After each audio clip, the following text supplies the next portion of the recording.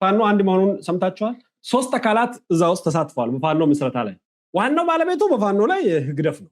ያሁኑ የአማራ ብሔራዊ ንቅናቄ ነው ምናምን ብሉት እሱ ስሙንም የመረጠው ህግደፍ ነው። እውነት ለመናገር የበላይነቱም ያለው ህግደፍ ነው።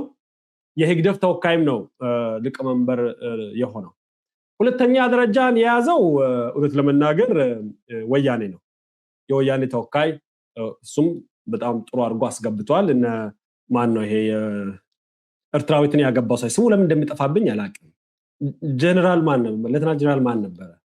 እሱ የህዋት እሱና አይ ቲንክ ሱ በደምም ወደዛ ይሄዳል። ከደም በላይም አሽከራቸው ነው ሆኗል። ብልጽግናም እጅ አለበት። እንደው ምስጢር አውጣ ካላችሁኝ ብልጽግና የማን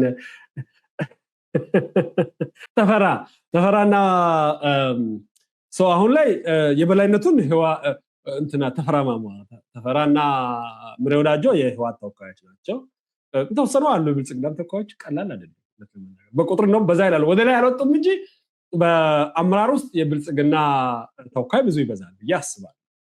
እና የሶስቱም እንትን ወደፊት እንደምን እንደው ያዝልቅላቸውና ግን እውነት ለመናገር ሙሉ በሙሉ ፋኖ የራሱ እንዳልሆነ የታወቀው ምንድነው የቆየ ሰነድ ነው። ሰነዱ መረጃውም ቆይቷል ከወጣ ማን እንደሚመረጡላ አውቀን ነበር። መቼ እንደምርጫው ራሱ የመጨረሻው ቀን መቼ እንደሆነ አውቀን ነበር። እንደሆነ ነው የኔ ያለውና ፋኖ የራሱ አይደለም። በተወሰነ መልኩ ከዛ ውስጥ የሚመጡ አሉ፣ የማይመጡ አሉ። ጠቅላይ ሚኒስትሩ እንዳሉት የጥፋት ልጆች አይመጡ። ለኔ የማይመጡት አንዱ ዘመነና ምክትሉ የሚመጡ አይመስለኝም። ከዛ ውጭ ያለው ሁሉ ይመጣል።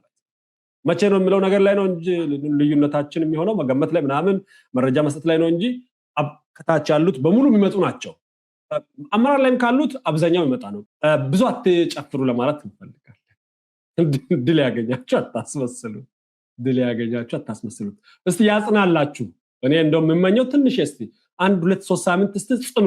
ኦሬዲ ጭቅጭቅ ተጀምሯል። አይታችሁ ከሆነ አላውቅም። በጣም የሚያስጠላ ነው።